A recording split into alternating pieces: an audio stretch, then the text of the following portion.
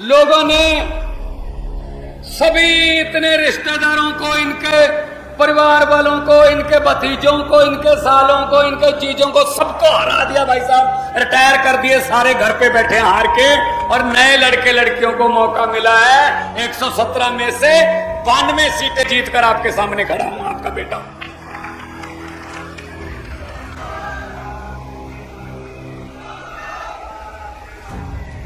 ये कहते रहे आम आदमी पार्टी को वोट मत दे देना, वो तो नए हैं, उनको तजर्बा नहीं है। मैं कहता रहा लोगों हमको वोट दे के देखो, हम नए हैं, नया खून है, कुछ नया करेंगे। लोग दुखी तजर्बेकारों से हैं, दुखी ही तजर्बेकारों से हैं। इन्होंने इतना तजर्बा कर लिया हमको लूट लूट के। हमको स्कूल बनाने का तजर्बा है, हमको अस्पताल अच्छे करने का, दवाइयां गरीबों के लिए ऑपरेशन फ्री मुफ्त देने का तजर्बा है, हमको बिजली मुफ्त देने का तजर्बा है, हमको 44,500 नौकरियां 2.25 साल में देने का तजर्बा है। हाँ, हमको लोगों को लूटने का तजर्बा नहीं है, हमको ढाबों में हिस्सा डालने का तजर्बा नहीं है, हमको क्रेज खनन उनमें हिस्सा डालने का या ट्रांसपोर्ट छीनने का तजर्बा नहीं है। अरविंद केजरीवाल को तजर्बा है कि दिल्ली में उन्होंने जो शिक्षा और अस्पताल में, हेल्थ में काम किया, उसकी दुनिया भर में धूम है भाई साहब। आपके इधर इस साइड पे दिल्ली है, इस साइड पे पंजाब है, दोनों स्टेटों में आम आदमी पार्टी की सरकार है। और आप फोन करके पूछ लीजिए, 90% घरों को 600 यूनिट बिजली के माफ हैं, 90% घरों को बिजली का बिल 0 आता है पंजाब में। इधर भी पूछ लीजिए दिल्ली, वहां भी 0 आता है। हमारे यहाँ शानदार हॉस्पिटल बन रहे हैं। प्राइवेट में इलाज कराना है प्राइवेट में करा लो, सरकारी में कराना सरकारी में करा लो, इलाज एक जैसा ही है। फर्क इतना है कि प्राइवेट में आपके पैसे लगेंगे, सरकारी में सब कुछ पैरासीटामोल की गोली से लेके 40-50 लाख के ऑपरेशन तक सब कुछ फ्री है, मुफ्त है। अगर इधर भी सहूलतें मिल सकती हैं, इधर भी सहूलतें मिल सकती हैं, तो आप बीच में क्यों फंसे हुए भाई?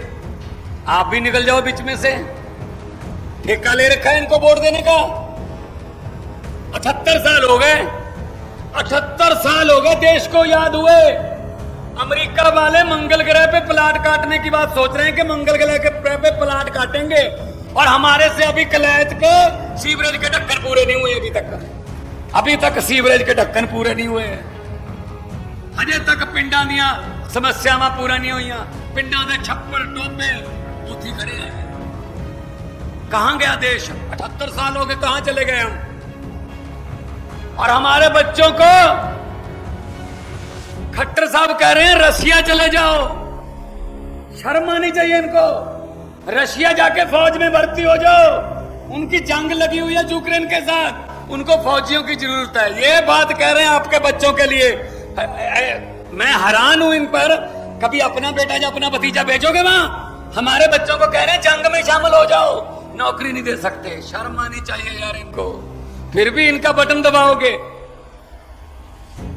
फिर भी कमल के फूल और इसमें फंसे रहोगे इनके चक्करों में। इनको उखाड़ के बाहर फेंको। मैं सब जगह गया भाई साहब, बहुत हर दूसरे तीसरे दिन मेरी हरियाणा में ड्यूटी लगी होती है, जैसे आज है।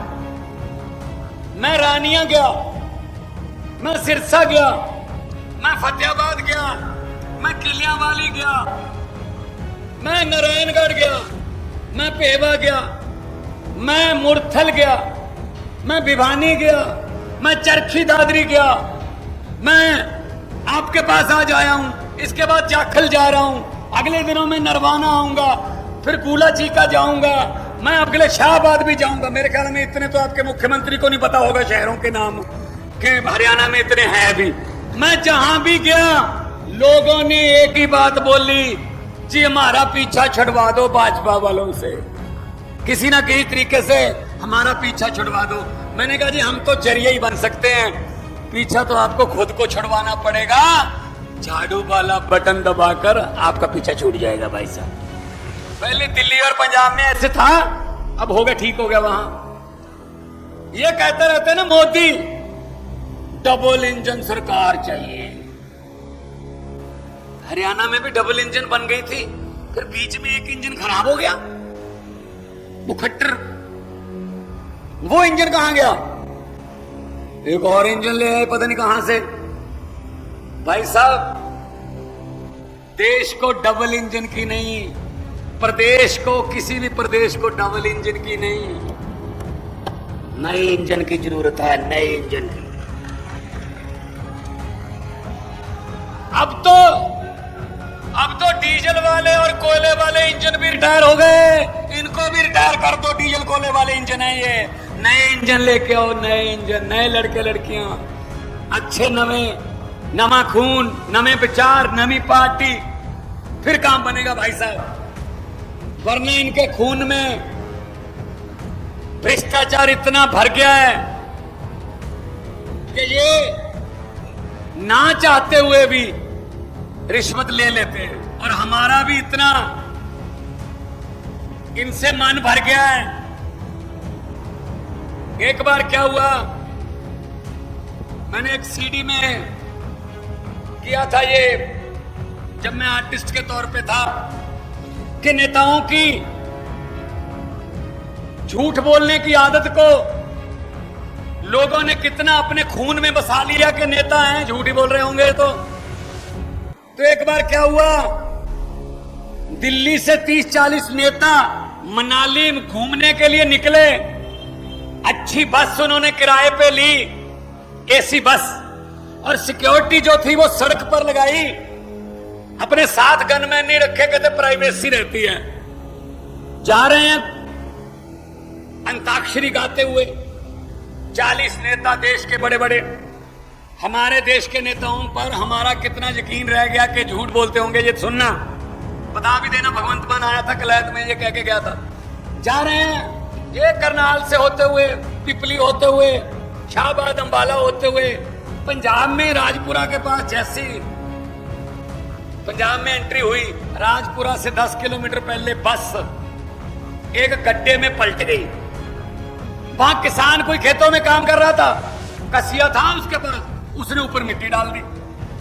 अब सिक्योरिटी को चिंता हुई कि बस एक पॉइंट से दूसरे पॉइंट तक नहीं पहुंची। उन्होंने सर्च करना शुरू किया, उसी किसान से पूछा कि भाई साहब इस रंग की और इस नंबर की एक बस थी, आपने देखी? वो किसान ने कहा हाँ देखी, इस गड्ढे में पलट गई थी।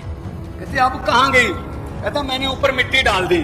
सिक्योरिटी वाले ने पूछा इसका मतलब उसमें सवार सभी 30-40 नेता थे, मर गए थे? तो किसान ने कहा सभी नहीं मरे थे, अभी 20-25 जोर जोर से चिल्ला रहे थे कि हम अभी जिंदा हैं, हमें बाहर निकालो। मैंने सोचा नेता हैं, झूठ ही बोल रहे होंगे, मिट्टी डालो। ये हालत है इनकी भाई साहब। हम यकीन करने को तैयार नहीं है, सच बोल रहे होंगे। हर बात पे जुमला, हर बात पे जुमला। और मुझे बड़ी खुशी हुई जहां आके मुझे बताया गया, हमारी कलायत की टीम ने, हमारे हरियाणा की टीम ने, कि आप सबके खाते में 15-15 लाख पहुंच चुके हैं। आ गए जी 15-15 लाख, जो मोदी ने आए नहीं, आप तो कह रहे थे आ गए। हमारे भी नहीं आए, हमारे भी नहीं आए। चिंता मत करो, हमारे भी नहीं आए। जेड़े रोग नाल बकरी मर गई, वही रोग पठोरे नू, हमारे भी नहीं आए और आएंगे भी नहीं।